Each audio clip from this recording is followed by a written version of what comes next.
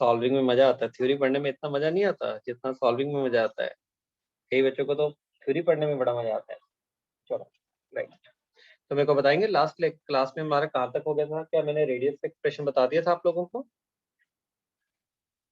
क्या हमारा ये वाला हो चुका था बेटा जी? Radius radius is 0.529 into n square by Z, और ये मैंने निकाला था रिजल्ट बेटा एंगस्ट्रॉम के अंदर, और था 0.52.9 into n square by Z. ठीक है, एन स्क्वायर बाय जेड, और ये रिजल्ट हमारे पास था पिकोमीटर के अंदर। बताओ मेरे को लास्ट लेक्चर के बारे में बताओ, क्या यहाँ तक हो चुका है अपना? कोई इसके बेसिस पे हम लोगों ने कोई प्रॉब्लम सॉल्विंग की थी या नहीं की थी? No sir. ओके राइट, ठीक है। चलिए देखिए, तो ये हमारे पास है, ये रेडियस को कैलकुलेट करने का फॉर्मूला होता है। तो रेडियस को कैलकुलेट करने का जो formula 0.529 into n square by Z, या फिर रेडियस को देखते हैं वो है 52.9 into n square by Z. तो पहले वाला जो रिलेशन आता है वो एंगस्ट्रॉम में है, सेकंड वाला रिलेशन हमारे पास पिकोमीटर में है। और मैंने आपको ये बता दिया था यहाँ पे जो n है माय डियर, n किसको बताता है? n बताता है यहाँ पे नंबर ऑफ ऑर्बिट के बारे में, ऑर्बिट कौन सा है, भी जो इलेक्ट्रॉन है वो कौन सी ऑर्बिट में घूम रहा है, और z यहाँ पे रिप्रेजेंट कर रहा है एटॉमिक नंबर को। चलिए, तो सबसे पहले सॉल्विंग स्टार्ट करते हैं। सबसे पहले हमारे पास आता है न्यूमेरिकल नंबर 1। फर्स्ट न्यूमेरिकल में क्या है? फर्स्ट न्यूमेरिकल में पूछ रहा क्या था? Calculate radius of first comma second and third orbit of first second third orbit of hydrogen atom. ठीक है, पहला हमारे पास ये न्यूमेरिकल है, calculate radius of first second and third orbit of hydrogen atom. तो इस न्यूमेरिकल्स में वो बेसिकली क्या कहना चाहता है? कहता है जो हाइड्रोजन एटम है उसके first comma second comma third orbit का रेडियस की वैल्यू को कैलकुलेट करिए। तो ये बहुत एक स्ट्रेट फॉरवर्ड सा न्यूमेरिकल है जिसमें हम लोग डायरेक्टली अपना फॉर्मूला इंप्लीमेंट कर सकते हैं। पर इस फॉर्मूले के थ्रू जो आप लोगों के पास ये सॉल्यूशंस निकल के आएगा, उस सॉल्यूशन का एक कंक्लूजन बहुत इंपॉर्टेंट है। देखिए क्या होगा वो, पहले रेडियस को निकालते हैं। ठीक है, तो रेडियस किसका निकालना है? हाइड्रोजन के फर्स्ट ऑर्बिट का अगर रेडियस निकालना है तो पहले हमारे पास जो फॉर्मूला होता है रेडियस को निकालने का, very Erin very good, let's join किया एरिन तूने, कहाँ रह गया था? देखो, रेडियस को कैलकुलेट करने का फॉर्मूला है 52.9 into n square by Z. ठीक है, हमने किसके लिए निकालना है? हाइड्रोजन एटम के लिए निकालना है। तो हाइड्रोजन एटम के लिए जेड की वैल्यू तो कितनी आएगी? 1 ही आएगी। तो जेड की वैल्यू तो 1 फिक्स्ड होगी हमारे पास, क्योंकि जेड इज इक्वल टू 1 किसके लिए होगा? हाइड्रोजन एटम के लिए होगा। अब एन की वैल्यू को आप लोगों ने चेंज करते जाना है, जैसे जैसे एन की वैल्यू को चेंज करते जाओगे वैसे वैसे आपको रेडियस कैलकुलेट होता रहेगा। तो देखो क्या बनेगा, अगर फर्स्ट ऑर्बिट का रेडियस कैलकुलेट करना है तो कितना आएगा? 52.9 पिकोमीटर, ये फर्स्ट ऑर्बिट का। सेकंड ऑर्बिट का रेडियस आएगा 52.9, एन की जगह पे कितनी वैल्यू पुट करेंगे? 2, तो क्या आ जाएगा? 2 स्क्वायर। जेड की वैल्यू कितनी आएगी? 1। तो ये सेकंड ऑर्बिट का रेडियस आ गया। थर्ड ऑर्बिट का रेडियस निकालेंगे 52.9, एन की वैल्यू कितनी प्रेजेंट है यहाँ पे? एन कितना लोगे? 3, क्योंकि थर्ड ऑर्बिट की बात कर रहे हो, 3 का स्क्वायर डिवाइडेड बाय 1। ओके, तो पहला कितना आ गया? 52.9 पिकोमीटर। सेकंड की वैल्यू कितनी आई बताइए? 52.9 मल्टीप्लाई बाय 4, बच्चों ने आप लोगों ने कैलकुलेट कर लिया होगा।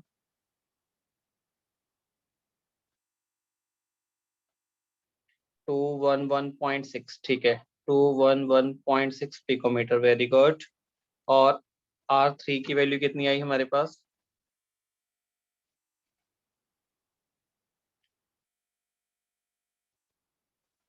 476 476.1 पिकोमीटर। ठीक है, देखो मैं कैलकुलेशन नहीं करने वाला, कैलकुलेशंस की ड्यूटी आप लोगों की, आप लोगों को कैलकुलेट करना होगा। जहां पे कैलकुलेशन समझाने वाली होगी वो डेफिनेटली मैं आपको बताऊंगा। ठीक है, देखो ये हमने बहुत सिंपल सा फॉर्मूला लगा के हम लोगों ने रेडियस की वैल्यू कैलकुलेट कर ली। ठीक है स्टूडेंट्स, अब एक तो ये न्यूमेरिकल करने का तरीका अपने को समझ आ गया। एक दूसरी इंपॉर्टेंस और भी है इसकी, आप सोचो यहाँ से, आप ध्यान से अगर सोचोगे तो क्या हो रहा है? देखो आप R3 और R2 की वैल्यू निकालिए। ये बेसिकली है क्या? ये रेडियस कैसे निकालते हैं? ये न्यूक्लियस था, न्यूक्लियस के बाहर इस तरीके से ऑर्बिट्स बने हुए, ये समझने की कोशिश करिए क्या हो रहा है। इस तरीके से बने हुए हैं। तो न्यूक्लियस से लेके यहाँ तक का जो डिस्टेंस है वो माय डियर R1, न्यूक्लियस से लेके सेकंड ऑर्बिट का जो डिस्टेंस है वो R2 है, और न्यूक्लियस से लेके जो थर्ड ऑर्बिट तक का डिस्टेंस है वो R3। यही हो गया। मतलब रेडियस का मतलब क्या हो गया, न्यूक्लियस से ऑर्बिट का डिस्टेंस। ये से मतलब ही हुआ ना यार, बोलो, से मतलब हुआ ना। जो रेडियस आ रहा है वो बेसिकली न्यूक्लियस से जिस ऑर्बिट में इलेक्ट्रॉन है वहां तक का डिस्टेंस भी तो बता रहा है वो। यस। क्लियर। ओके। अब इसके साथ साथ आप लोग क्या करो, एक चीज को और सोचो। अगर मैं R3 माइनस R2 करता हूँ और R2 माइनस R1 करता हूँ, R3 माइनस R2 और R2 माइनस R1, बताओ दोनों में जो वैल्यू आएगी, जो दोनों वैल्यूज मिलेंगी, R3 माइनस R2 करो पहले, कितना आएगा। R3 माइनस R2 करो, कितना आएगा। Yes yes, R3 minus R2 करो, कितना आ गया, 264.5, वेरी गुड। और R2 माइनस R1 कितना आ रहा है। R2 माइनस R1 हमारे पास आ जाएगा, यहाँ पे 3 आ जाएगा, तो कितना, सॉरी 7, हाँ 158.7, बिल्कुल। और जो हमारे पास R2 माइनस R1 आ रहा है वो 158.7 कुछ आंसर आ रहा है। अब यहाँ पे ये जो कंक्लूजन मैंने निकाला है, अब ये यहाँ पे देखो, यहाँ से क्या पता लगा बेटा, ये जो वैल्यूज है इसको हाईलाइट करो, इसको, इसका कंक्लूजन सोच के देखो। यहाँ पे हमें ये पता लग रहा है भी R3 और R2 के बीच में, मतलब फर्स्ट और सेकंड ऑर्बिट के बीच में जो डिस्टेंस है ना, जो फर्स्ट और सेकंड के बीच में डिस्टेंस है और सेकंड और थर्ड के बीच में जो डिस्टेंस है वो सेम नहीं है। कहने का मतलब जैसे जैसे आप न्यूक्लियस से दूर जा रहे हो वैसे वैसे डिस्टेंस बढ़ता जा रहा है। R2 और R1 के बीच में जो डिस्टेंस आ रहा है वो 158.7 पिकोमीटर का है, और R3 और R2 के बीच में जो डिस्टेंस आ रहा है, थर्ड ऑर्बिट और सेकंड ऑर्बिट के बीच में जो डिस्टेंस है वो 264.5 पिकोमीटर का है। तो इट मीन स्टूडेंट्स, अगर मैं इसकी डायग्राम ड्रॉ करूं तो इस इंफॉर्मेशन के बेसिस पे हम लोग बोल सकते हैं कि जैसे जैसे हमारे पास n की वैल्यू इंक्रीज करेगी, n की वैल्यू इंक्रीज करेगी, तो जो डिस्टेंस बिटवीन ऑर्बिट्स, तो ऑर्बिट्स के बीच में जो डिस्टेंस है उसकी वैल्यू भी इंक्रीज करेगी। तो अगर हम लोग डायग्राम ड्रॉ करना चाहें तो हमें ऐसे ड्रॉ करना चाहिए, आई थिंक। ये न्यूक्लियस था, ये न्यूक्लियस के साथ में ये फर्स्ट ऑर्बिट है हमारे पास। तो डायग्राम को अगर मैं रिप्रेजेंट करूं तो ऐसे रिप्रेजेंट करूंगा, ये फर्स्ट ऑर्बिट होगा, ये सेकंड ऑर्बिट है, ये कुछ थर्ड ऑर्बिट है, ये फोर्थ ऑर्बिट है। क्या डायग्राम का फील आपको समझ आया बेटा, मैं क्या कहना चाहता हूँ, क्या बताना चाहता हूँ भी जैसे जैसे आप न्यूक्लियस से दूर जा रहे हैं तो टू ऑर्बिट्स के बीच में जो डिस्टेंस है वो कॉन्टिन्यूसली बढ़ता जाएगा। इसका मतलब हर एनर्जी लेवल्स के बीच में, हर ऑर्बिट्स के बीच में जो डिस्टेंस है उसकी वैल्यू सेम नहीं रहेगी, वो अलग अलग आएगी। Got it. यहाँ तक बात क्लियर हुई। चलिए, तो ये था हमारे पास फर्स्ट न्यूमेरिकल। अब बात करते हैं सेकंड न्यूमेरिकल्स के बारे में। थोड़ा सा दिमाग लगा के पढ़िएगा logically. Okay. Second numerical is a very important numerical. Second में कह रहा है, कहता कैलकुलेट करिए, calculate ratio, ratio of first orbit of hydrogen atom, calculate ratio of first orbit of hydrogen atom, hydrogen atom के फर्स्ट ऑर्बिट एंड हीलियम के third orbit की ratio calculate कर दो। ठीक है, हाइड्रोजन के फर्स्ट ऑर्बिट और हीलियम पॉजिटिव के थर्ड ऑर्बिट की रेशो को कैलकुलेट करो। Ratio of radius of first orbit of hydrogen atom and third orbit of helium positive. चलिए करिए, कैसे करेंगे बताओ। हाइड्रोजन एटम के फर्स्ट ऑर्बिट और हीलियम पॉजिटिव के थर्ड ऑर्बिट के रेडियस का रेशो क्या आएगा। बिल्कुल सही है, बिल्कुल सही है, राइट, वेरी गुड। करो करो इसको, 1-2 मिनट ले लिया करो क्वेश्चंस को करने में, क्योंकि सोचना भी पड़, लिखना भी होता है और सोचना भी होता है ना। करो इसको।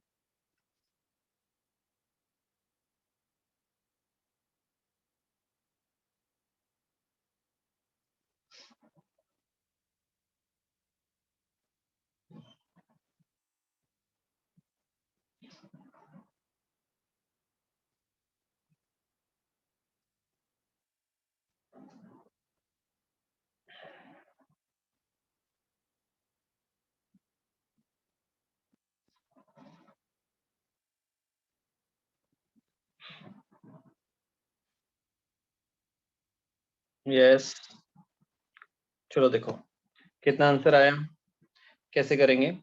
देखो इसको सॉल्व करने का तरीका क्या है, सबसे पहले क्या लिखो, आप फॉर्मूला लिखोगे। अगर हाइड्रोजन एटम के फर्स्ट ऑर्बिट का रेडियस निकालते हो तो आपके पास जो वैल्यू आएगी, चाहे आप एंगस्ट्रॉम में ले लो चाहे पिकोमीटर में ले लो, जो आपको ठीक लगता है आप उसको लेके कर लो। क्यों? क्योंकि वो कट ही हो जाना है। हम लिखेंगे 52.9 इंटू हाइड्रोजन के लिए एन की वैल्यू कितनी लेंगे आप, एन की वैल्यू लेंगे बेटा 1, 1 का स्क्वायर, क्योंकि हाइड्रोजन एटम के लिए फर्स्ट ऑर्बिट की बात कर रहे हैं तो 1 का स्क्वायर, ठीक है, डिवाइडेड बाय 1। तो ये तो हमारे पास आ गया हाइड्रोजन के फर्स्ट ऑर्बिट का रेडियस। और हीलियम पॉजिटिव के फर्स्ट ऑर्बिट का रेडियस का फॉर्मूला क्या बनेगा, 52.9। हीलियम पॉजिटिव के जो एन की वैल्यू लेनी, थर्ड ऑर्बिट की बात कर रहे हैं तो यहाँ पे 3 का square divided by helium positive के लिए जो जेड की वैल्यू आएगी वो 2 आएगी, क्योंकि हीलियम का एटॉमिक नंबर 2 होता है, तो डिवाइडेड बाय 2। क्लियर, ये हो गया। अब आपने क्या करना है, दोनों में कंपैरिजन करना है। तो कंपेयर करना है तो कभी भी इसकी कैलकुलेशन को सॉल्व मत करिएगा, ठीक है। कहीं ऐसा ना हो भी आप पहले हाइड्रोजन एटम का रेडियस निकालो फिर हीलियम पॉजिटिव का निकालो, नो। आपने इनमें कंपैरिजन करना है, तो दोनों को क्या कर दो, डिवाइड कर दो। जब दोनों को डिवाइड करोगे तो 52.9 से 52.9 कैंसिल आउट हो जाएगा अपने पास, तो अपनी कैलकुलेशन ईजी होगी। ये चीजें हम लोगों ने सीखनी है। तो इसका मतलब हाइड्रोजन के फर्स्ट ऑर्बिट का रेडियस और हीलियम पॉजिटिव के जो थर्ड ऑर्बिट का जो रेडियस आएगा, इनका अगर मैं रेशियो लूंगा तो ये रेशियो डेफिनेटली मेरे पास क्या बनेगी, 2/9 बन जाएगी। बोले स्टूडेंट, सबका आंसर यही आया कि नहीं आया? तो इसका मतलब हाइड्रोजन के फर्स्ट ऑर्बिट और हीलियम पॉजिटिव के थर्ड ऑर्बिट का जो रेशियो निकल के आएगा वो 2:9 आएगा। टेल मी फास्ट, सबका यही आंसर आया? दिव्या कहते बिल्कुल सर यही आ रहा है। प्रीति यही, ओके, ठीक है स्टूडेंट्स, डन, वेरी गुड। अब बात करते हैं थर्ड न्यूमेरिकल्स की। जैसे जैसे न्यूमेरिकल्स का नंबर बढ़ता जाएगा वैसे वैसे न्यूमेरिकल्स का लेवल इंक्रीज होता जाएगा। अब थर्ड न्यूमेरिकल की बात करते हैं। थर्ड न्यूमेरिकल में क्या बोला गया, कहते if the radius of, if the radius of first orbit of hydrogen atom, first orbit of hydrogen atom, अगर हाइड्रोजन एटम के फर्स्ट ऑर्बिट का रेडियस इज एक्स एंगस्ट्रॉम, उन्होंने बोल दिया if the radius of first orbit of hydrogen atom is X angstrom, ठीक है, then the radius of then the radius of second orbit of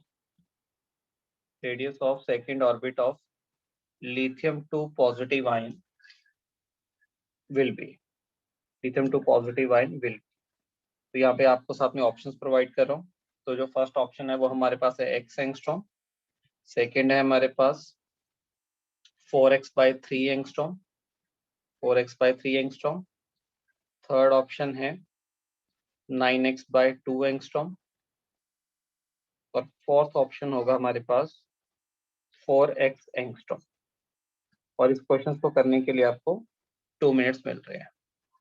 2 minute ज्यादा है पर आपने लिखना भी है और सॉल्व भी करके देखना होगा कुछ स्टूडेंट्स में, तो 2 मिनट्स में आपने इसको सॉल्व करना है।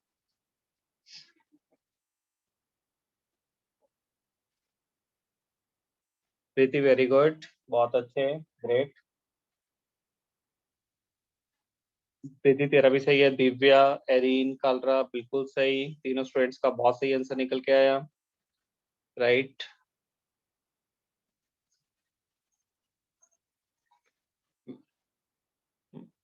वैभव बिल्कुल सही है, बिल्कुल राइट। तो देखो आपकी क्लास में से 4 स्टूडेंट्स ने रिप्लाई किया और 4 के 4 स्टूडेंट्स का जो रिप्लाई है वो आंसर सही आया।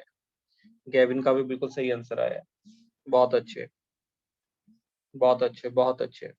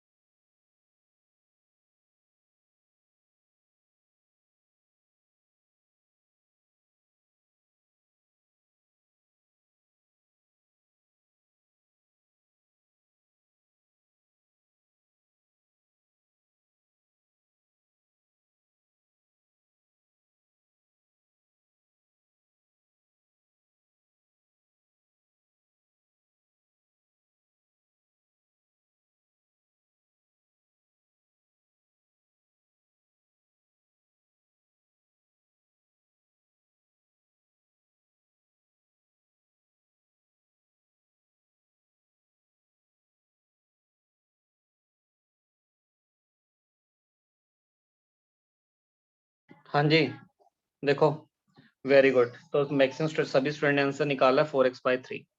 ठीक है, मैं आपको बता देखो, तो इसको करने के दो स्ट्रेटेजीज हैं।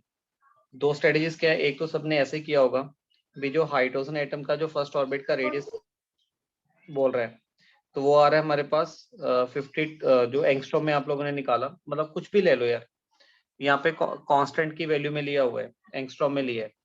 तो एंगस्ट्रॉम में जो हमारे पास आंसर आ रहा था, जो कुछ स्टूडेंट ने शायद ऐसा किया हो, मुझे ऐसा लगता है ऐसा किया होगा 0.529 इंटू एन स्क्वेयर, एन की वैल्यू उन्होंने कितनी ली, एन स्क्वेयर बाय जेड, ये किया होगा। ऐसे ही हमारे पास लिथियम 2 पॉजिटिव का है, लिथियम 2 पॉजिटिव के लिए भी सेम फॉर्मूला लिख रहा हूँ, 0.529 into n square by Z. अब सिर्फ यहाँ पे वैल्यूज पुट कर दो। यहाँ पे जो हाइड्रोजन का रेडियस है वो एक्स है आपके पास, इनको दोनों को डिवाइड करोगे तो कांस्टेंट की वैल्यू कैंसिल आउट होगी, यहाँ पे जेड की वैल्यू 1 आएगी, और एन की वैल्यू भी यहाँ पे 1 गिवन है, लिथियम के लिए जेड की वैल्यू 3, और यहाँ पे बात कर रहा है वो सेकेंड ऑर्बिट के बारे में। तो आपके पास जो लिथियम 2 पॉजिटिव का रेडियस कैलकुलेट हो जाएगा in the term of x. ठीक है, हो जाएगा सॉल्व। तो यहाँ से लिथियम 2 पॉजिटिव के रेडियस की वैल्यू को कैलकुलेट कर लो, वो रेडियस की वैल्यू हमारे पास आ जाएगी 4x/3।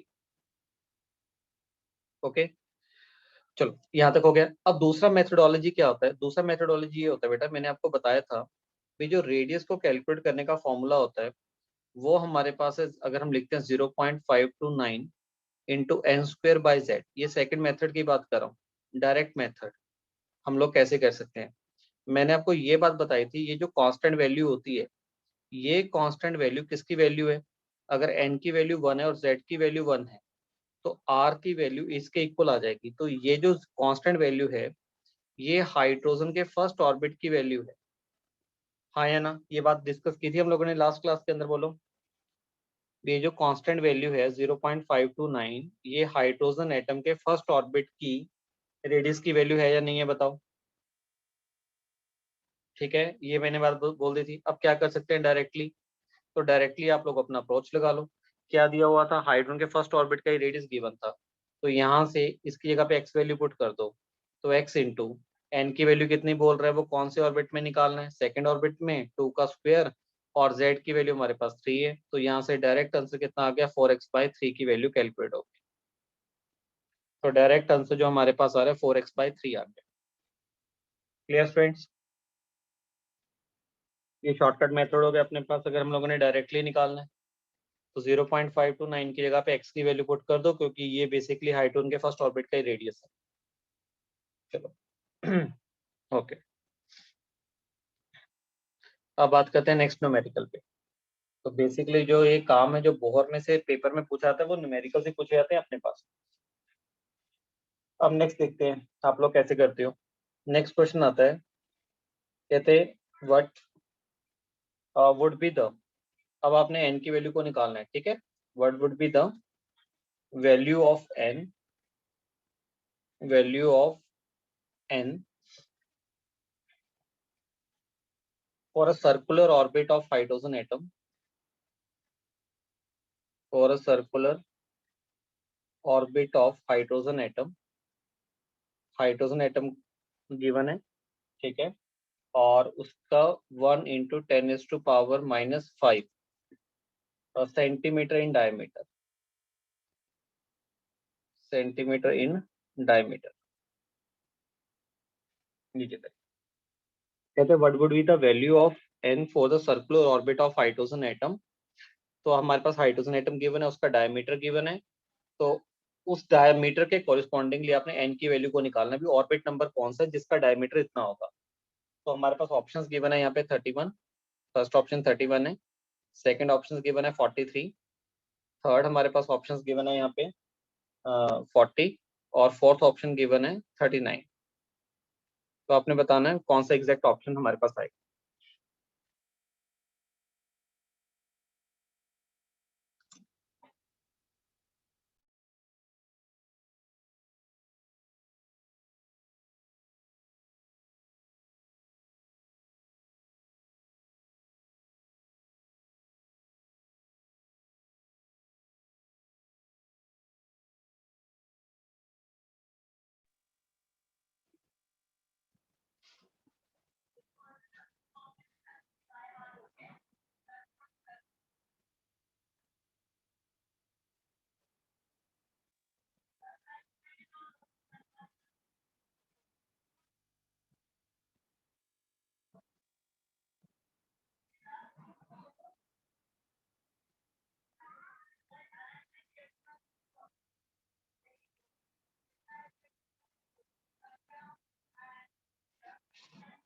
यस फ्रेंड्स, चलो चलो करो, शाबाश।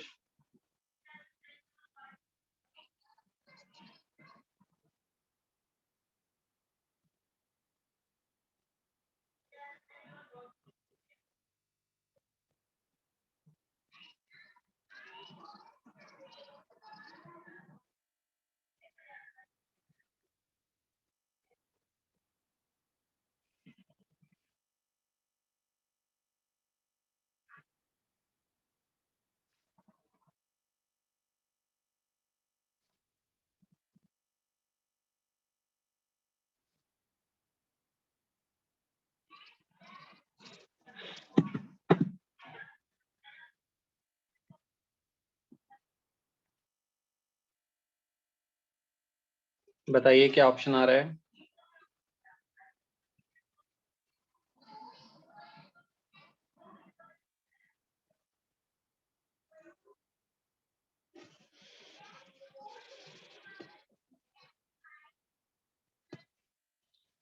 अप्रोक्सीमेशन में आएगा, तो उसका नियर बाय नंबर देख लीजिएगा क्या क्या आ रहा है।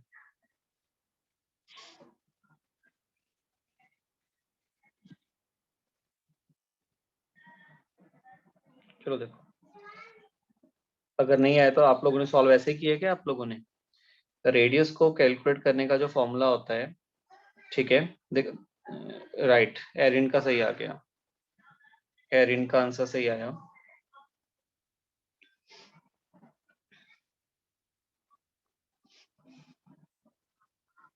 बिल्कुल सही, एरिन, वेरी गुड। बाकी सोचो। देखो यहाँ पे कहाँ कहाँ पे गलतियां हो सकती है वो मैं आपके साथ शेयर करता हूँ। प्रेंशी 9 बेटा जी, प्रेंशी 9 देखो, जिनका आप करो पहले, हाँ लो 1-2 मिनट और लो, बाकी भी अपना गलत आंसर भेजो मेरे को। आपको बता रहा हूँ कहाँ पे आप लोगों ने सबसे बड़ा ब्लंडर कर दिया। जल्दबाजी के चक्कर में जो कॉमन मिस्टेक है वो रिपीट होगी। वैभव एक बोल बेटा आंसर, कोई एक बताओ क्या आंसर आ रहा है उसका।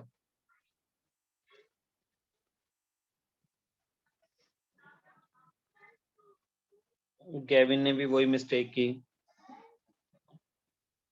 जो प्रियंशी ने की थी। चलिए स्टूडेंट्स देखिए बेटा कहाँ कहाँ पे दिक्कत है, कैसे देखना है। आपके पास रेडियस का फॉर्मूला क्या होता है। रेडियस का फॉर्मूला है आपके पास 52.9 into n square by Z, और ये जो फॉर्मूला होता है ये पिकोमीटर में होता है, ठीक है, राइट। अब आपको ये तो समझ आ गया भाई यहाँ पे z की वैल्यू क्या पुट करनी है, वो सभी बच्चे बड़े आराम से पुट कर लेंगे। z की वैल्यू 1 आएगी क्योंकि हाइड्रोजन एटम गिवन है, और n की वैल्यू को हम लोगों ने कैलकुलेट करना है। n बेसिकली निकालना है भी कौन से ऑर्बिट की वो बात कर रहा है, ठीक है जी। तो n की वैल्यू को कैलकुलेट करेंगे। अब इसके साथ साथ स्टूडेंट्स क्या जरूरी है, अब हमें गिवन है माय डियर डायमीटर की वैल्यू गिवन, और डायमीटर की वैल्यू गिवन है तो डायमीटर का हाफ करेंगे तो रेडियस आएगा। तो काफी स्टूडेंट ने तो सीधा स्ट्रेट फॉरवर्ड यही कर दिया, पर उन्होंने ये नहीं देखा कि जो ऊपर जो हमारे पास डायमीटर गिवन था वो सेंटीमीटर में गिवन है, और ये जो फॉर्मूला है ये पिकोमीटर के रिस्पेक्टिव बनाया गया है। जब हमारे पास रेडियस की वैल्यू पिकोमीटर में होती है तब ये फॉर्मूला वैलिड है। और ऊपर क्या गिवन है, डायमीटर हमारे पास गिवन है सेंटीमीटर के अंदर, तो क्या करो सेंटीमीटर को पिकोमीटर में पहले कन्वर्ट कर लो, वो ठीक रहेगा। तो 1 सेंटीमीटर इज इक्वल टू कितना होता है 10⁻⁻²मीटर, और 1 सेंटीमीटर इज इक्वल टू 10⁻⁻²मीटर है। पिकोमीटर में क्या होता है, 1 मीटर के अंदर 10⁻12 पिकोमीटर होते हैं। तो इसको मल्टीप्लाई कर दो 10⁻12 के साथ, तो 1 सेंटीमीटर जो होगा वो 10⁻−10 पिकोमीटर के इक्वल हो जाएगा, 10⁻10 पिकोमीटर के इक्वल हो जाएगा। यहाँ तक बात क्लियर हुई सबको, ओके। तो यहाँ पे क्या करोगे, तो यहाँ पे जो आप लोगों ने आर की वैल्यू पुट करनी है ना बेसिकली, तो आर की वैल्यू आपके पास पुट होगी 10⁻−5 सेंटीमीटर में था, मल्टीप्लाई बाय 10⁻10, ये पिकोमीटर में आ गया, बाय 2। ये आर की वैल्यू यहाँ पे पुट होगी, फिर आप इसको सॉल्व करेंगे और इसको सॉल्व करके आपके पास फाइनल आंसर आपको मिलेगा। ये स्टूडेंट्स मिस्टेक पता लगी कहाँ पे थी? मेजरली प्रियांशी क्या किया? वही यूनिट्स का चक्कर था। नहीं सर, कैलकुलेशन में प्रॉब्लम थी, यूनिट्स तो चेंज कर लिए थे। यूनिट चेंज कर लिए थे? Okay yes sir. ठीक है। गेविन क्या किया? गेविन कहाँ पे गलती की थी, क्या मिस्टेक था? यूनिट्स में सर। यूनिट्स में। ओके तो सॉल्व करके ना जब आंसर निकालोगे 31 आ जाएगा बच्चों। ओके चलो, बस ध्यान रखना है जो जो आपको करवा रहे हैं इसी टाइप के क्वेश्चंस आपके एग्जाम में पूछे जाते हैं, तो बहुत केयरफुली आप लोगों ने अपना ये चीजों को सीखना है। तो फिफ्थ न्यूमेरिकल को देखो क्या दे रहे हैं। फिफ्थ में बोल रहे हैं ये एक और बेटर न्यूमेरिकल आ गया। कहते हैं रेशियो निकालिए सर्कमफ्रेंस की। अब रेडियस के बारे में तो बहुत बात कर ली, अब सर्कमफ्रेंस की बात करते हैं। कहता है ratio of circumference circumference of third and second, ratio of circumference of third and second orbit of helium positive ion is. ठीक है, ध्यान से करिएगा, जल्दबाजी में नहीं करना। तो ऑप्शन दे रहा हूँ 3:2, सेकंड हमारे पास है 2:3। देखो ऐसे ही गलत होता है 3:2 2:3, जल्दबाजी में मिस्टेक होने का चांस बहुत रहता है 9:4, और फोर्थ है हमारे पास 4:9। राइट करिएगा। तो हीलियम पॉजिटिव के second third and second orbit का रेशियो निकालना है। इस चीज को भी बहुत ध्यान पे फोकस रखा कीजिए भी, थर्ड और सेकंड का रेशियो निकालना है। कई बार आप लोग सेकंड और थर्ड का रेशियो निकाल लेते हो, तो छोटी छोटी चीजें हैं जिनमें आपको ध्यान रखना पड़ेगा। ये छोटी छोटी चीज गलतियां काफी हो जाती हैं अपने से। चलो, वाह अरीन बहुत बढ़िया बच्चे, छा रहा है तू तो।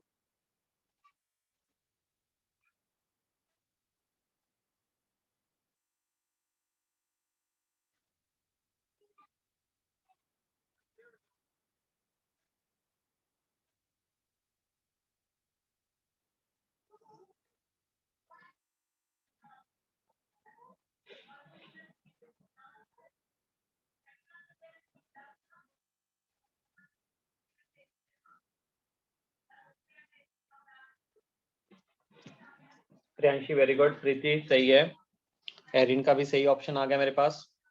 बाकी यार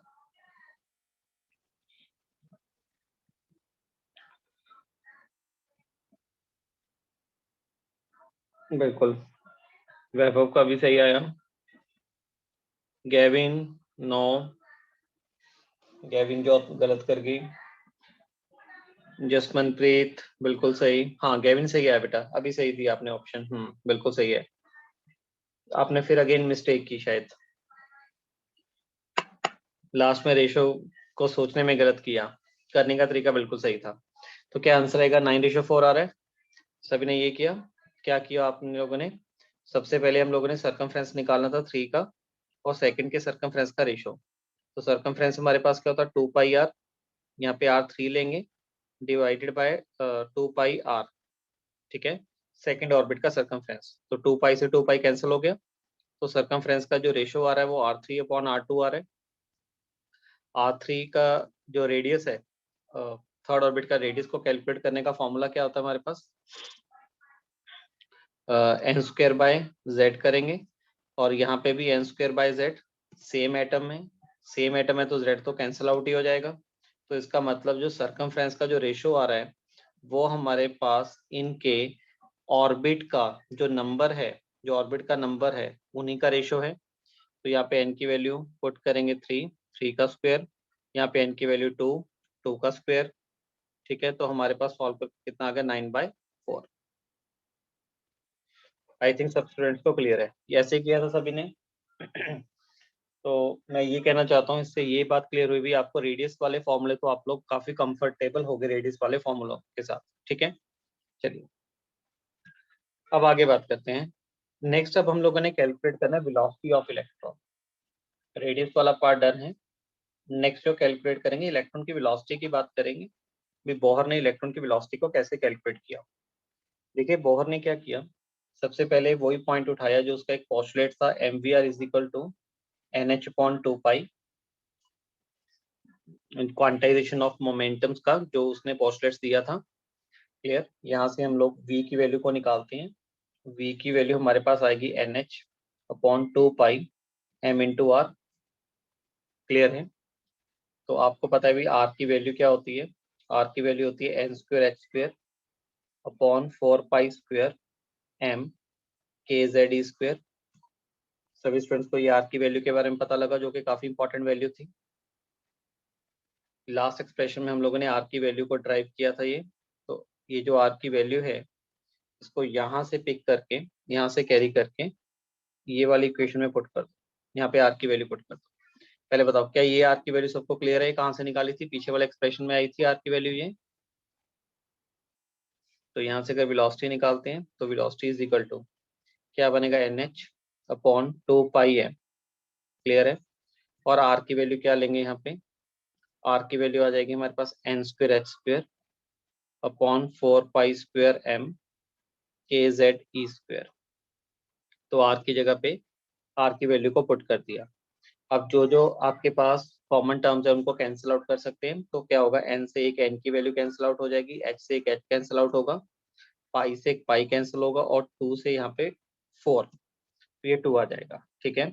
और मास से मास की वैल्यू कैंसिल आउट। तो यहाँ से अगर हम लोग वेलोसिटी को निकालते हैं तो वेलोसिटी का जो फॉर्मूला हमारे पास बनने वाला है वो बनेगा हमारे पास 2। जो भी कांस्टेंट है उनको अलग कर लो। 2 कांस्टेंट है, पाई कांस्टेंट है, k कांस्टेंट है, e⁻² कांस्टेंट है, और नीचे जो हमारे पास कांस्टेंट है वो रहेगा ओनली सिर्फ h रह चुका है, बाकी सारी टर्म कैंसिल आउट हो चुकी है। और जो वेरिएबल्स हैं ऊपर वो z है और नीचे वेरिएबल n है। Right dear. तो ये सारे के सारा हमारे पास वेलोसिटी का एक्सप्रेशन बन गया, फाइनल एक्सप्रेशन। ठीक है। अब क्या करते हैं, इन सभी में कांस्टेंट की वैल्यू पुट कर दो। तो लिखेंगे put the value of constant in above equation, put the value of constant in above equation. तो ऊपर वाली इक्वेशन में कांस्टेंट की वैल्यू पुट कर दीजिए। अगर वो ऊपर वाली इक्वेशन में कांस्टेंट की वैल्यू को पुट करेंगे और सॉल्व करेंगे तो सॉल्व करने पे वेलोसिटी का जो फॉर्मूला मिलेगा वो 2.18 इंटू 10⁶। ठीक है। ये पूरे के पूरे कांस्टेंट की वैल्यू को मैं पुट कर रहा हूँ।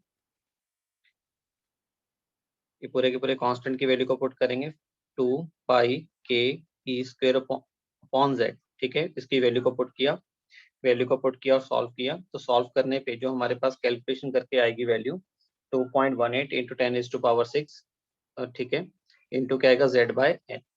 और ये जो हमारे पास वेलोसिटी निकल के आ रही है ये इलेक्ट्रॉन की वेलोसिटी है और इसकी जो यूनिट्स है वो मीटर पर सेकंड, मतलब वेलोसिटी जो हम लोगों ने कैलकुलेट किया है वो मीटर पर सेकंड। तो ये हमारे पास फाइनल एक्सप्रेशन बन गया वेलोसिटी का। जैसे ऐसे ही एक्सप्रेशन हम लोगों ने रेडियस का निकाला था। ठीक है। और ये जो सेकंड एक्सप्रेशन निकल के आ रहा है वो वेलोसिटी का आ रहा है। तो यहाँ से अगर आप लोग सोचोगे, यहाँ से पहले इस फॉर्मूले को विजुलाइज करते हैं और इसको थोड़ा समझने की कोशिश करते हैं कहना क्या चाहता है। ये एक्सप्रेशन ये कहना चाहता है कि जैसे जैसे आपके पास z की वैल्यू इंक्रीज करेगी, z की वैल्यू इंक्रीज करने का मतलब एटॉमिक नंबर जैसे ही आपके पास बढ़ेगा वैसे वैसे जो वेलोसिटी है इलेक्ट्रॉन्स की वो भी इंक्रीज करेगी। ओके। और सेकंड क्या कहना चाहता है कि जैसे n की वैल्यू इंक्रीज करेगी वैसे वैसे वेलोसिटी की वैल्यू डिक्रीज होगी। तो इट मीन जितना न्यूक्लियस के नजदीक होगा उतना ज्यादा स्पीड से भागेगा और जैसे जैसे न्यूक्लियस से दूर होता जाएगा वैसे वैसे इसकी जो स्पीड है भागने की वो कम होती जाएगी। अगर हम से ऑर्बिट को सेम रखेंगे, एन की वैल्यू को सेम रखें बट एटम को चेंज कर लें, तो जिस एटम का एटॉमिक नंबर ज्यादा होगा, मतलब जिसके पास नंबर ऑफ प्रोटॉन ज्यादा होंगे, तो उसकी वेलोसिटी की वैल्यू भी ज्यादा होगी। चलिए, तो ये था हमारे पास क्लियर वेलोसिटी का एक्सप्रेशन। सभी स्टूडेंट ने ड्राइव कर लिया मेरे साथ। तो इसके बेसिस पे अब प्रॉब्लम की बात करते हैं। राइट, रिप्लाई बैक करिए बेटा। आपका नोट हो चुका है जो वेलोसिटी ऑफ इलेक्ट्रॉन का एक्सप्रेशन था। Yes sir. Okay right. चलिए अब देखते हैं न्यूमेरिकल्स पे। तो डायरेक्ट तो मैं यहाँ पे 3 और 4 न्यूमेरिकल्स इकट्ठे लिख रहा हूँ, तो उनको सॉल्व करिएगा। पहला तो ये आ रहा है कैलकुलेट वेलोसिटी ऑफ इलेक्ट्रॉन। अभी मेरे को कोई रिप्लाई नहीं करेगा, सिर्फ आप लोगों ने सॉल्व करना है। velocity of electrons present in first है third orbit of lithium 2 positive ion, third orbit of lithium 2 positive ion, और सेकंड कह रहे हैं fourth orbit of helium positive ion, fourth orbit of helium positive ion. ये first था। Second जो solve करना है, सेकंड कह रहा है mass of electron, if mass of electron is doubled, mass of electron is doubled, the speed of electron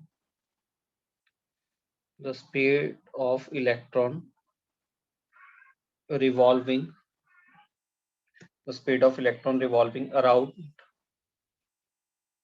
around Li2 positive nucleus will, क्या होगा? फर्स्ट ऑप्शन है रिमेन सेम रहेगा। बी ऑप्शन है बी डबल हो जाएगा। सी है be half हो जाएगी। डी है बी क्वाड्रुपल्ड का मतलब होता है 4 टाइम्स। लीजिए पहले ये दो स्टेटमेंट को, दो न्यूमेरिकल्स को सॉल्व करिए। पहले वाले को करने के लिए आपको मिल रहे हैं 2 मिनट्स, और सेम नीचे वाले न्यूमेरिकल्स को करने के लिए भी मिलेंगे 2 मिनट। ठीक है, ऊपर वाला कैलकुलेशन बेस्ड है, नीचे वाला लॉजिकल है। करिए सॉल्व।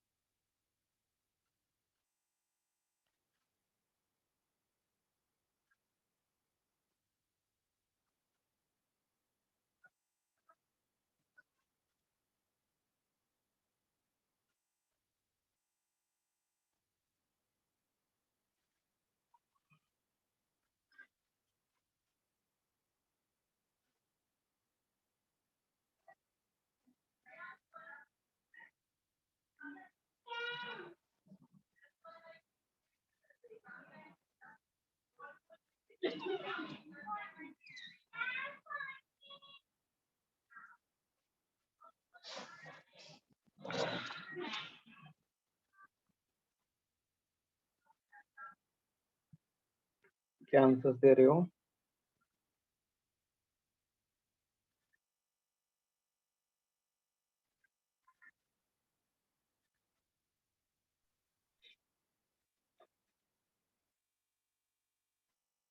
चलिए वेरी गुड, बहुत अच्छा। यस स्टूडेंट्स, वेरी गुड, बहुत अच्छा परफॉर्मेंस है आप लोगों का। ग्रेट।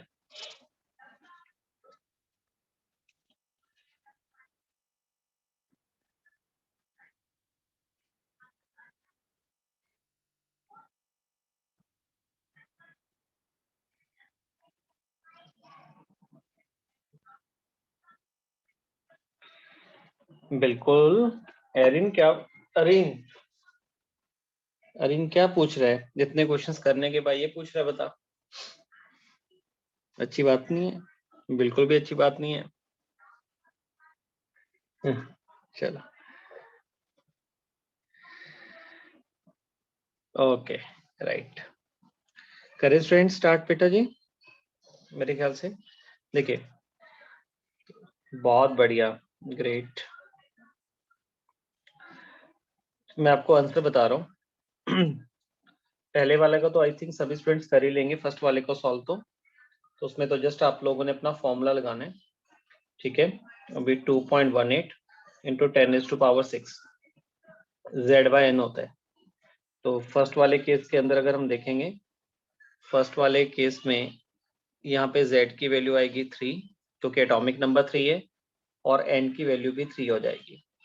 तो फर्स्ट वाले में वेलोसिटी तो यही आ गया 2.18 इंटू 10⁶ मीटर पर सेकेंड। सेकंड केस में हीलियम पॉजिटिव है, तो हीलियम का एटॉमिक नंबर कितना होता है? 2 होता है। Z इज एटॉमिक नंबर, तो हीलियम पॉजिटिव का एटॉमिक नंबर 2। फोर्थ ऑर्बिट की बात करें, फोर्थ ऑर्बिट का मतलब n की वैल्यू 4, n की वैल्यू 4 है और Z की वैल्यू 2 है। तो सॉल्व करोगे, सॉल्व करके फाइनल आंसर निकल के आ जाएगा। चलिए अब नेक्स्ट बात करते हैं न्यूमेरिकल्स नंबर 2 में। जो हमारे पास आंसर निकल के आएगा वो हाफ आएगा, राइट? हाफ आएगा, मतलब सेकंड वाला सबको समझ आ गया, हाफ हो जाएगी। यस, सर रिमेन सेम ही आएगा। रिमेन सेम आएगा। अच्छा, यस सर। सर अच्छा, बाकी क्या कहते हैं बेटा? रिमेन सेम आएगा या Yes. डबल हो जाएगी कि डबल सर होगी? सेम। सेम आएगा। अच्छा, क्या 4 टाइम हो जाएगी? No sir. नहीं, बिल्कुल सही। जो इसका आंसर आएगा बेटा, राइट, वेरी गुड। तो मैं यही आप लोगों से एक्सपेक्ट करता हूँ, तो वेरी गुड। तो ना तो डबल होगा, ना हाफ होगा, ना ही क्वाड्रुपल होगा, इसका जो आंसर निकल के आएगा वो सेम रहेगा। अब ये सेम का पता कैसे लगेगा? इसका पता लगेगा स्टूडेंट्स, अगर हमें सिर्फ ये वाला फॉर्मूला पता होता वेलोसिटी का 2.18 into 10⁻⁶ into Z by n, my dear, तो फिर तो हम लोग इसको सॉल्व ना कर पाते। तो हमें वेलोसिटी का वो कॉमन फॉर्मूला पता होना चाहिए जो हम लोगों ने पीछे ड्राइव किया था। उस कॉमन फॉर्मूले को अगर आप विजुलाइज करोगे तो ये देखोगे भी उसमें मास वाला फैक्टर है ही नहीं, मास वाला फैक्टर कैंसल आउट हो रहा है। क्लियर? तो अगर उसमें मास वाला फैक्टर इन्वॉल्व नहीं हो रहा, तो इसका मतलब अगर इलेक्ट्रॉन का मास जितना मर्जी हो, तो डिनोमिनेटर में भी आ रहा है, न्यूमरेटर में भी आ रहा है, वो तो कैंसिल आउट हो जाएगा। तो मास के डबल होने से जो इलेक्ट्रॉन्स की जो घूमने की जो वेलोसिटी है, स्पीड है, उस पर कोई इम्पैक्ट नहीं पड़ेगा। Right, very good. तो ये दोनों न्यूमेरिकल्स डन है। चलिए आगे करते हैं थर्ड न्यूमेरिकल्स। ठीक है, थर्ड न्यूमेरिकल हमारे पास गिवन है। ठीक है, थर्ड क्या कह रहा है वो? थर्ड बोल रहे हैं, कहता what is the orbit number of, what is the orbit number of helium positive, helium positive ion in which ion in which electron have, in which electron have a speed, in which electron have speed 1.205.67 times of speed of light, speed of light. Okay dear, तो यहाँ पे जो A option है वो है हमारे पास 1, A option 1 है, B option हमारे पास 2, सी ऑप्शन है हमारे पास 3 और डी ऑप्शन है हमारे पास 4।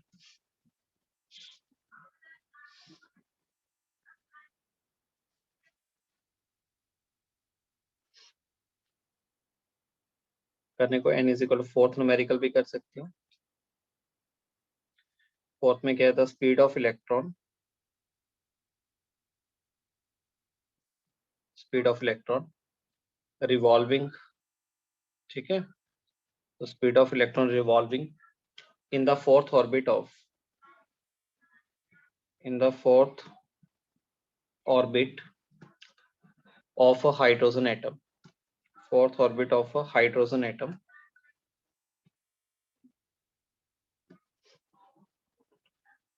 हाइड्रोजन लाइक एटम, यहाँ पे एक इंपॉर्टेंट वर्ड है हाइड्रोजन लाइक एटम, और ion,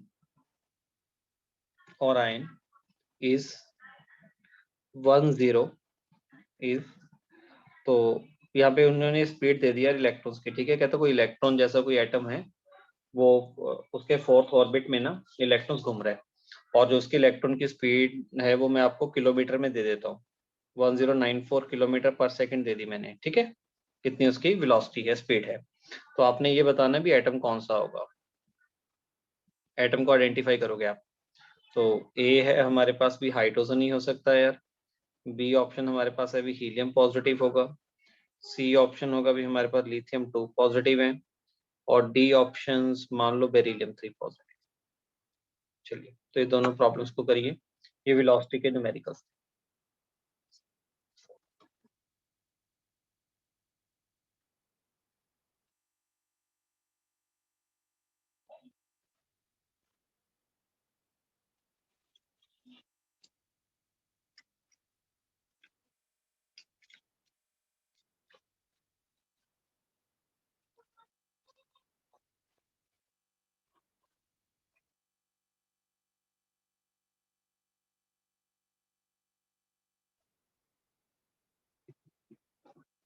n is equal to 4.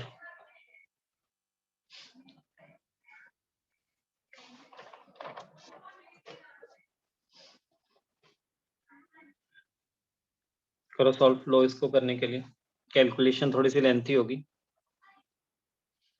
आराम से करो।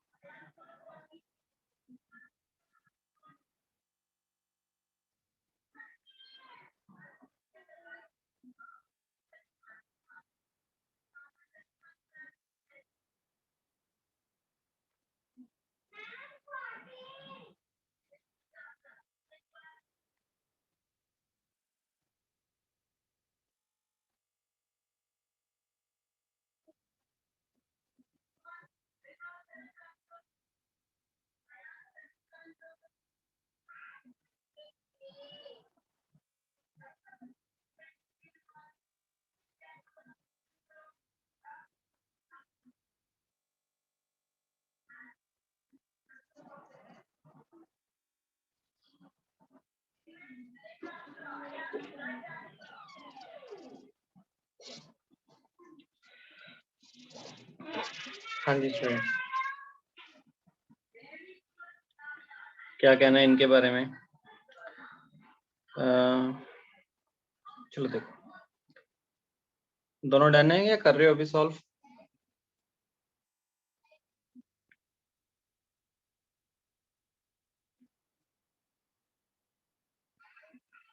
ओके करिए। Gavin very good, Gavin great. Erin calculator तो नहीं यूज कर रहा, क्या कर रहा तू? अरीन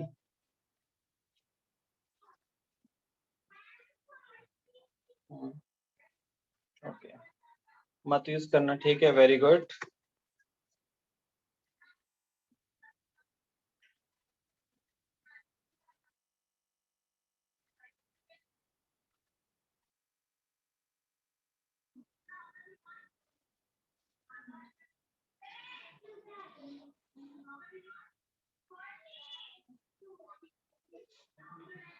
ओके ठीक है, सेम ही है सारा कुछ अरीन, है ना? डिटो सेम बेटा सब कुछ। हाँ बेटा सेम ही रखना होता है ना, फिर इसमें सेम ही करना होता है बेटा। फिर एक दो क्वेश्चंस का फर्क होता है, कई बार किसी में एक ज्यादा हो जाता है, किसी में कम हो जाता है, अदरवाइज तो सारा कंटेंट सेम ही रखते हैं। अच्छा बताओ, तो जो थर्ड वाला है उसका आंसर क्या आने वाला है? थर्ड वाले का आंसर तो n इज इक्वल टू 3 आ गया सबका। इसका रिप्लाई कर दो मेरे को, n इज इक्वल टू 3 पहुंचा सबका, 3 आएगा बेटा इसमें। आ गया? बाकियों का आया आंसर कि नहीं आया है? थर्ड वाले का n इज इक्वल टू 3।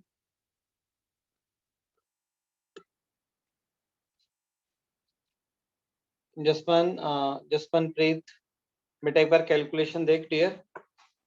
बाकियों का तो आ गया, प्रभजिंदर का भी आ गया, यही आया है, n इज इक्वल टू 3 आया है। प्रियंशी का भी रिप्लाई 3 का ही आया है।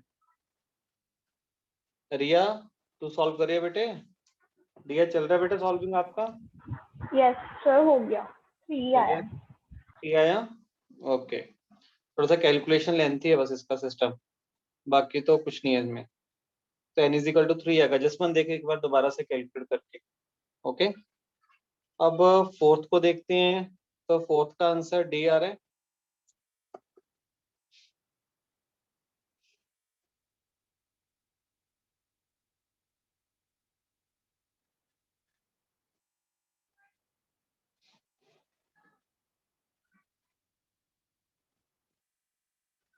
देखो अगर फोर्थ को सॉल्व करना है तो फोर्थ का बता देता हूँ कैसे करेंगे। हमारे पास वेलोसिटी का फॉर्मूला अपने को पता है भी 2.18 इंटू 10⁻⁶ इंटू z/n है, ठीक है, और ये मीटर पर सेकंड में एक्सप्रेशन है। हमने नेचर आइडेंटिफाई करने भी कौन सा एटम होगा या आयन है, तो डेफिनेटली हमें z की वैल्यू को निकालना होगा ना। क्योंकि z की हेल्प से हम लोग एलिमेंट को आइडेंटिफाई कर पाएंगे एटॉमिक नंबर से। उन्होंने n की वैल्यू हमें प्रोवाइड कर दी, तो n की वैल्यू जो हमें वो दे रहे हैं भी n इज इक्वल टू 4 है, यहाँ पे 4th ऑर्बिट है, और वेलोसिटी वो बोल रहे हैं कितनी है 1094 किलोमीटर पर सेकेंड। तो इसका मतलब 1094 इंटू 10⁻3, ठीक है, क्योंकि ये एक्सप्रेशन मीटर का है तो मीटर में कन्वर्ट करना था किलोमीटर को, तो वेलोसिटी गिवन है अपने पास डियर मीटर पर सेकेंड, तो इतनी वेलोसिटी है, और n की वैल्यू 4 आपके पास गिवन है, तो सॉल्व करो, सॉल्व करके डायरेक्टली z की वैल्यू निकाल लो। थोड़ा सा कैलकुलेशन फास्ट कर लेते हो ना, देखो इसको ऐसे कर लिया करो ना थोड़ा सा यार, कैलकुलेशन अगर करना है, देखो मैं आपको बता देता हूँ भी कैलकुलेशन को फास्ट करने का तरीका क्या होगा। अगर मैं करता तो कैसे करता, तो मैं यहाँ पे अगर z की वैल्यू को निकालता, तो z की वैल्यू मेरे पास निकल के आ जाती 1094 into 10⁻3 divided by, divided into क्या आ रहा है 4 आ रहा है, डिवाइडेड बाय हमारे पास आ जाता 2.18 इंटू 10⁻6, ठीक है, ये आ जाता। पहले तो ये 10 की पावर को आप लोग कैंसिल आउट कर देते, ये जो 10 की पावर है बेटा इसको काट दो। अब इसको ये 2.18 है तो इसको अप्रोक्सीमेटली 2.2 बना लो, इसको अप्रोक्सीमेटली 2.2 बना लो, और जो 10.94 है 1094 है तो उसको बना लो 10.94, 10.94 इंटू 10⁻2, तो उससे क्या हो गया देखो, उससे फायदा ये हो गया, ऊपर हमारे पास पावर कितनी आ रही थी, ऊपर 10⁻3 था, नीचे 10⁻6 था, तो वो आ रहा था 10⁻−3, तो ये रह गया 10⁻−1, तो 10⁻−1 रह गया अपने पास।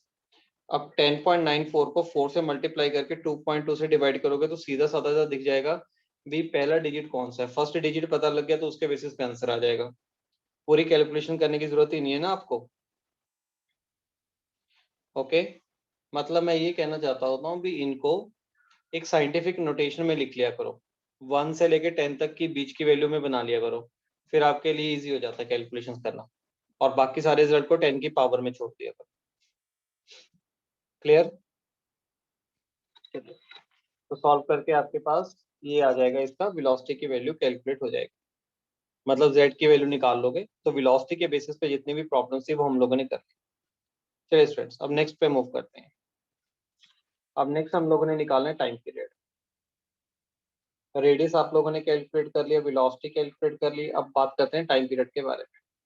सबसे पहले टाइम पीरियड होता क्या है, टाइम पीरियड क्या होगा, टाइम पीरियड है हमारे पास, टाइम पीरियड हम डिफाइन करते हैं भी एक, अगर हमारे पास मान लीजिए न्यूक्लियस है, ये हमारे पास एटम है, एटम के सेंटर में न्यूक्लियस, और बाहर हमारे पास इलेक्ट्रॉन रिवॉल्व कर रहे हैं, तो हम लोग टाइम पीरियड ये होता है भी एक रेवोल्यूशन कंप्लीट करने में इलेक्ट्रॉन्स को कितना टाइम लगा, ठीक है, न्यूक्लियस के बाहर इलेक्ट्रॉन्स ही घूम रहे हैं ना, तो एक चक्कर लगाने में एक एक नहीं, बिल्कुल हाँ, एक चक्कर लगाने में कितना टाइम लगा इलेक्ट्रॉन्स को, उसको हम लोग क्या बोलते हैं, टाइम पीरियड बोलते हैं, ठीक है। तो लिखो, तो व्हाट इज टाइम पीरियड, तो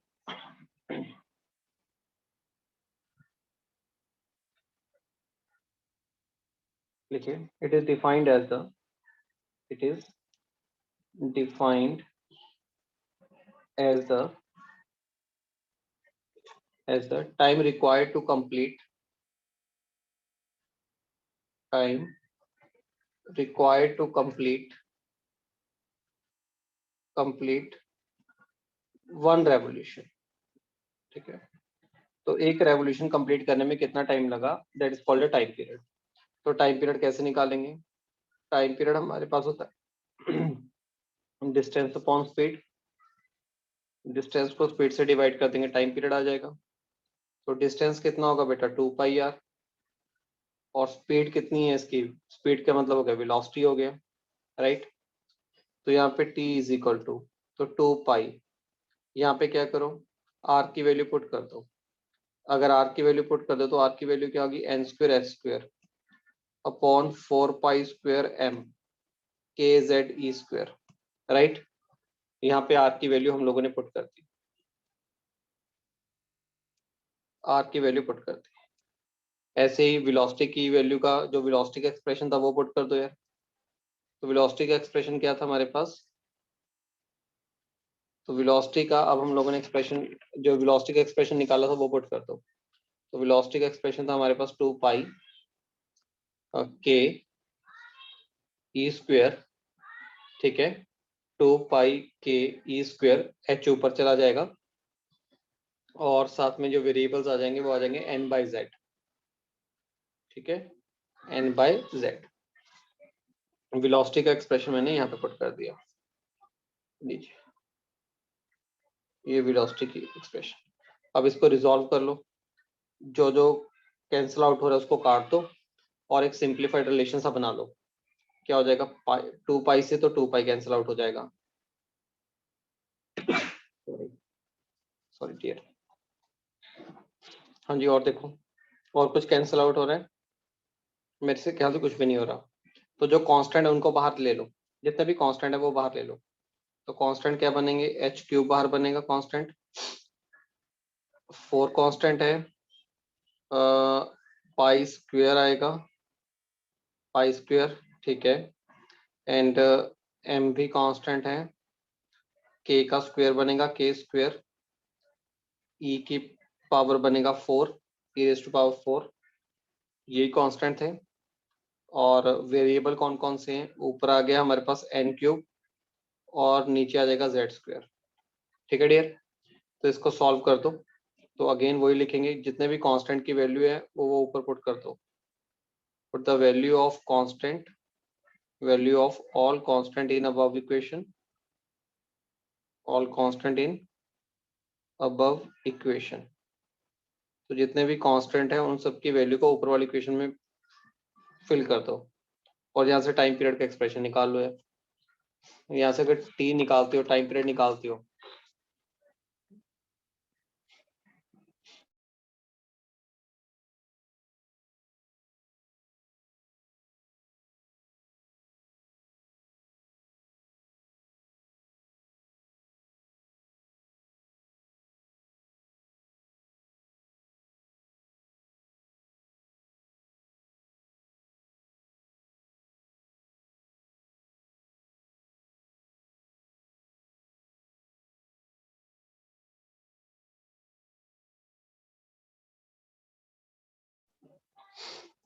हाँ जी। तो अगर आप बेटा वो टाइम पीरियड कैलकुलेट करिए, भी टाइम पीरियड क्या आएगा अपने पास, ठीक है, पास सॉरी पंजाबी च आ गया बेटा जी, सॉरी सॉरी सॉरी तो हम लोग क्या करेंगे, सभी कांस्टेंट की वैल्यू को यहाँ पे पुट कर देंगे, कांस्टेंट की वैल्यू को पुट करोगे और सॉल्व करोगे, तो सॉल्व करने पे आपके पास जो आंसर आ जाएगा वो आ जाएगा 1.5 अप्रॉक्सीमेटली, 1.5 इंटू 10⁻⁴ हमारे पास बनेगा -16, 1.5 इंटू 10⁻⁻16, क्लियर है। और वेरिएबल हमारे पास कौन कौन से रहेंगे, वेरिएबल रहेगा n cube upon Z square, और इसके जो यूनिट्स बनेंगे वो तो सेकंड में बनेंगे, टाइम निकाल रहे हो तो टाइम की यूनिट्स तो सेकंड में आएंगे अपने पास। तो ये हमारे पास टाइम पीरियड का एक्सप्रेशन निकल के आ गया। तो time period is equal to 1.5 into 10⁻⁻16 into n cube upon Z square. और मैं आपको ये बता दूं भी, अभी तक ना ये कांस्टेंट की वैल्यू का इतना रोल नहीं पूछा गया कभी भी, जितने भी कम्पिटिटिव एग्जाम्स हैं उसमें टाइम पीरियड का ना कॉमन एक्सप्रेशन ही पूछा जाता होता है, ठीक है। तो यहाँ पे अगर टाइम पीरियड का एक्सप्रेशन निकालें, अगर मैं इसका कांस्टेंट को हटा दूं अगर मैं, ठीक है, तो time period is directly proportional to क्या आएगा हमारे पास, n cube upon Z square बन जाएगा। मतलब ये वाला एक्सप्रेशन ज्यादा इंपॉर्टेंट है भाई, time period is equal to n cube upon Z square. इसका मतलब जो टाइम पीरियड है वो n की वैल्यू के तो डायरेक्टली और z की वैल्यू के इनवर्सली है। अब आप सोच के देखो ऐसा क्यों हो रहा होगा। अब इस ये जो लास्ट वाला एक्सप्रेशन आया है,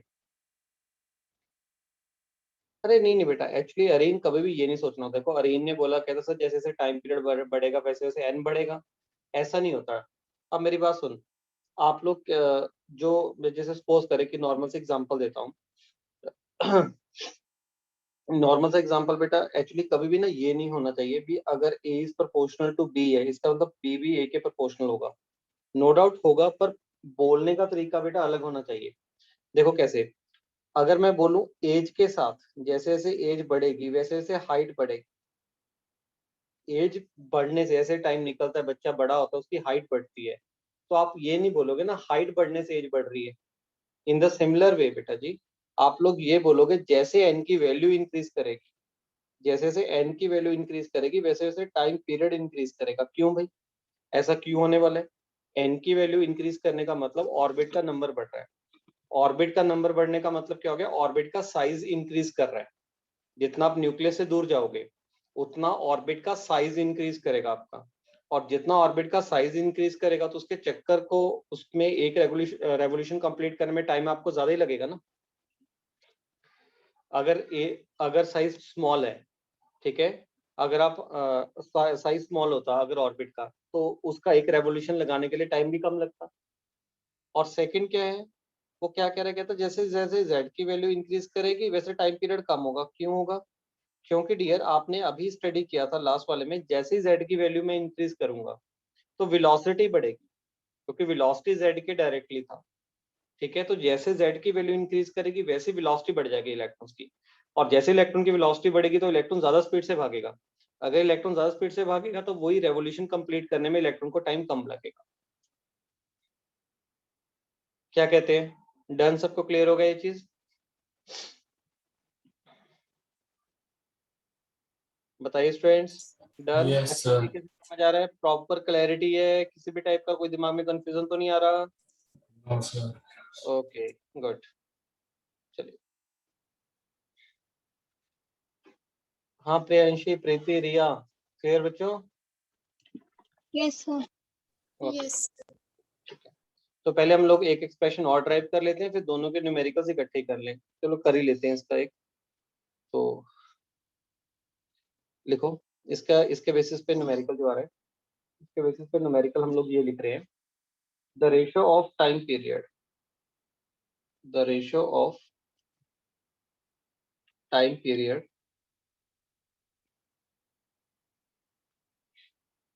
the ratio of time taken, the ratio of time taken,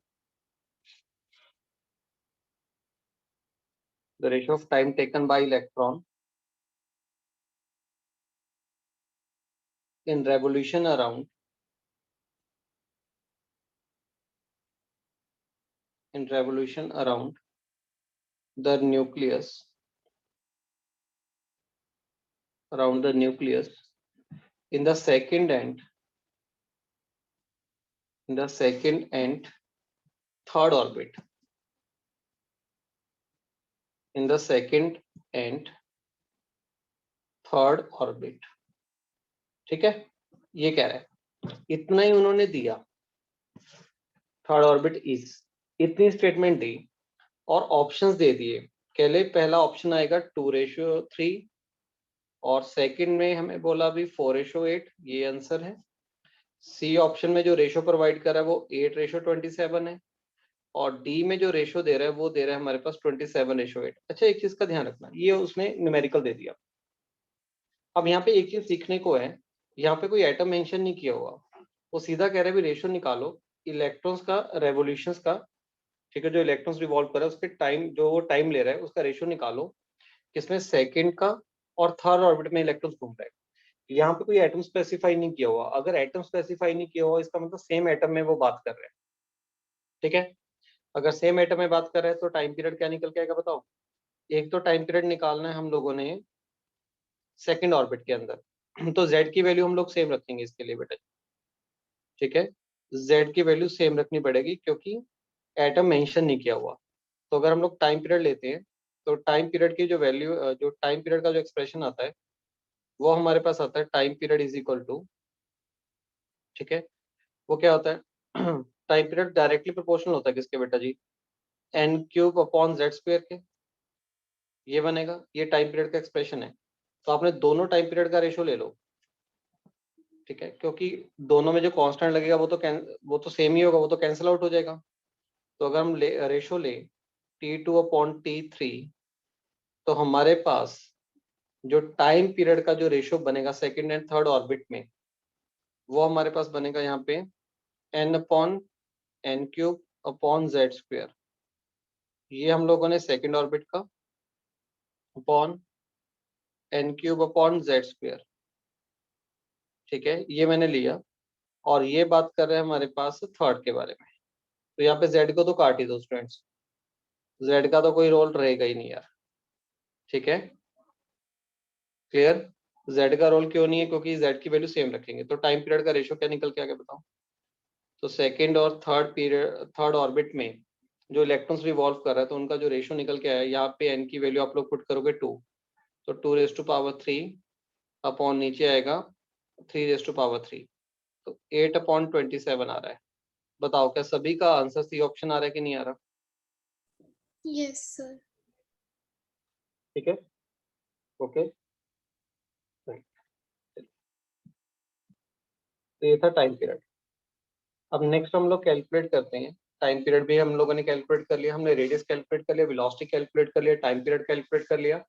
अब नेक्स्ट जो कैलकुलेट करेंगे फ्रीक्वेंसी कैलकुलेट करेंगे। फ्रीक्वेंसी, और फ्रीक्वेंसी क्या होता है डियर? स्ट्रेट फॉरवर्ड ले आओ, frequency is equal to one by time period. तो टाइम पीरियड जो प्रोपोर्शनल में था किसके? n³/z² के। इसका मतलब जो फ्रीक्वेंसी जो प्रोपोर्शनल में आएगी वो z²/n³ आएगा। Right everyone? Yes sir. बन जाएगा, क्योंकि फ्रीक्वेंसी और टाइम पीरियड आपस में रेसिप्रोकल है।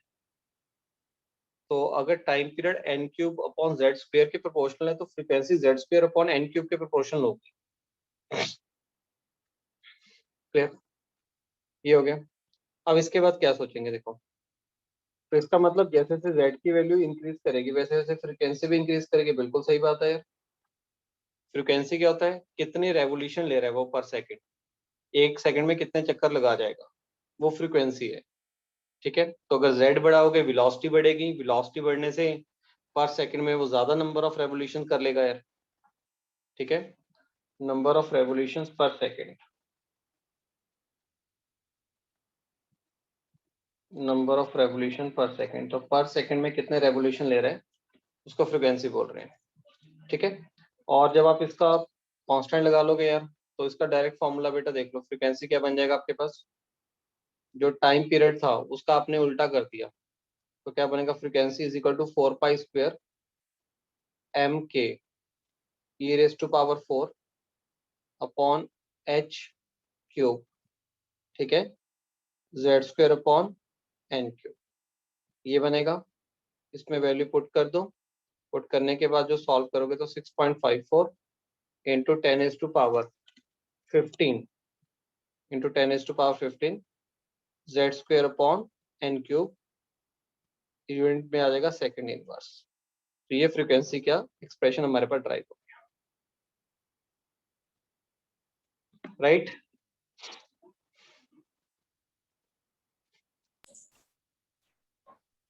ये स्टूडेंट्स बताओ, ये क्लियर है? ये मैंने कहाँ से वैल्यू उठा ली, ये वाली वैल्यू? Yes sir. ये कांस्टेंट का तो मतलब समझ आई गया होगा ये कहाँ से वैल्यू हम लोगों ने कैरी की है मैंने। तो ये वाली वैल्यू मैंने वो टाइम पीरियड से कैरी कर ली ना यार, क्योंकि फ्रीक्वेंसी 1/टाइम पीरियड है। तो टाइम पीरियड का एक्सप्रेशन तो हम लोग ड्राइव करके आए थे, तो उसका रेसिप्रोकल ले लो, वो आपके फ्रीक्वेंसी आ जाएगी। और क्या?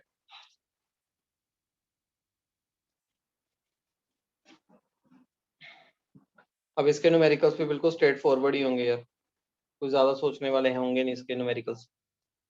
ठीक है, वही है, जेड और एन की वैल्यू को पुट करना, सॉल्व कर लेंगे। ठीक है स्टूडेंट्स, तो यहाँ तक हो गया अपना फ्रीक्वेंसी। तो हम लोगों ने रेडियस कैलकुलेट कर लिया, वेलोसिटी कैलकुलेट किया, radius, velocity, time period and frequency. अब नेक्स्ट क्लास में हम लोग कैलकुलेट करेंगे इलेक्ट्रॉन की स्पीड से बात करेंगे। इलेक्ट्रॉन की स्पीड हम लोग कैसे कैलकुलेट कर सकते हैं। ठीक है, और जो सॉरी स्पीड बोल गया, इलेक्ट्रॉन की एनर्जी से डील करेंगे। और मैं आपको बता दूं वो काफी इंपॉर्टेंट रहता है स्टूडेंट। ठीक है, अब मैक्सिमम जो पूरा 1-1.5 लेक्चर सिर्फ एनर्जी से ही बात चलेगी, इलेक्ट्रॉन्स की एनर्जी। सबसे ज्यादा जो न्यूमेरिकल्स पूछे जाते हैं एग्जाम में वो एनर्जी से पूछे जाते हैं। ठीक है, तो अभी मैंने आपको प्रिपेयर करवा दिया बोहर के बारे में, एक प्रेपरेशन लेवल था ये, जिसमें हम लोगों ने बहुत सिंपल सिंपल सी जो इसकी प्रॉपर्टीज थी उनको हम लोगों ने कंप्लीट कर लिया। ठीक है जी, अब आपने क्या करके आना है, अब होमवर्क ले लीजिए स्टूडेंट्स। होमवर्क कहाँ, क्या कुछ होमवर्क आप लोग करके आओ, मॉड्यूल में से कहाँ कहाँ से आपने सॉल्विंग करके लेके आनी है। एक मिनट यार,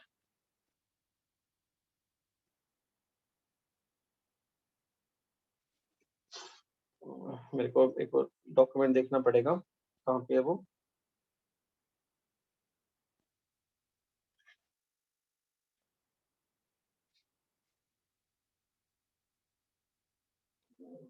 Just wait here.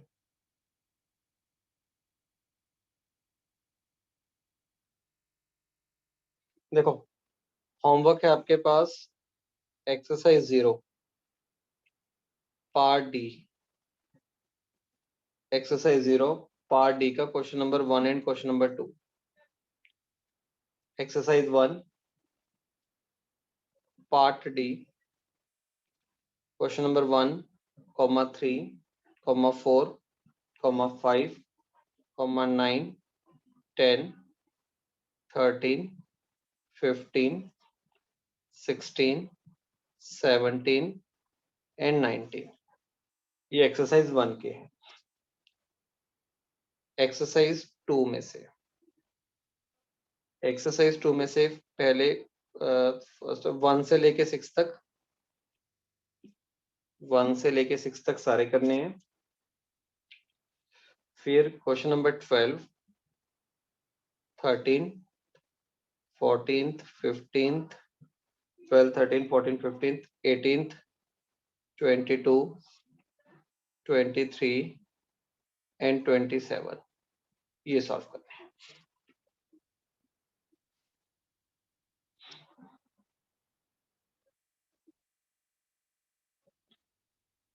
बताओ क्लियर? Yes, sir. सभी स्टूडेंट्स को ये काम कंप्लीट करके आना है। नेक्स्ट वीक में इनका डिस्कशन करेंगे। पहले ये जो आपको होमवर्क मिला है, इससे आपने जितना भी अभी तक बोहर को सॉल्व किया है उसकी सॉल्विंग करने के लिए और क्वेश्चन आपको मिल जाएंगे। ठीक है, तो काफी क्वेश्चंस हो गए, ये हमारे पास काफी क्वेश्चंस हो गए। ठीक है, तो इससे आपकी प्रैक्टिस भी काफी अच्छी हो जाएगी। हो जाएगा स्टूडेंट्स, करके आ जाओगे इतना। ठीक है, ये आपका होमवर्क है, sir. सभी ने करके आना है और नेक्स्ट क्लास में डिस्कस कर रहे हैं। सर पार्ट बी का भी डिस्कशन तभी होगा? हाँ बेटा, सारा करूंगा, ये वाला पार्ट, ये वाला कंप्लीट पार्ट डिस्कस करूंगा जितना सर और दिया। एनसीईआरटी कर सकते हैं? क्या कह रहे हो? एनसीईआरटी? एनसीईआरटी कर सकते हो, मतलब ये कह रहे हो? Yes sir. एनसीईआरटी में बेटा जितना मैंने करवा दिया वो कर सकते हो। जैसे आपने प्लैंक क्वांटम थ्योरी पढ़ ली होगी, ठीक है, यस। और अभी बोहर का तो अभी फायदा नहीं है। एक क्लास के बाद जब बहुत पूरा कंप्लीट हो जाएगा फिर एनसीईआरटी को पढ़ लीजिएगा। फिर मैं आपको पेज ओके नंबर भी बता दूंगा कहाँ से कहाँ तक आपने एनसीईआरटी से पढ़ना है।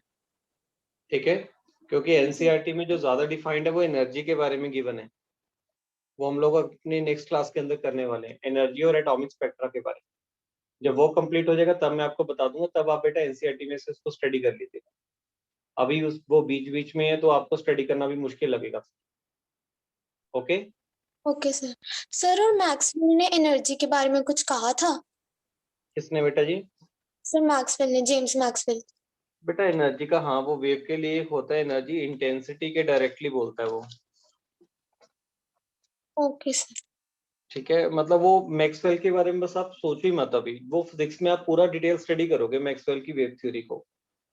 Okay sir. Okay, sir test में कहाँ तक आएगा? टेस्ट में बेटा यहीं तक आ रहा है। Okay sir.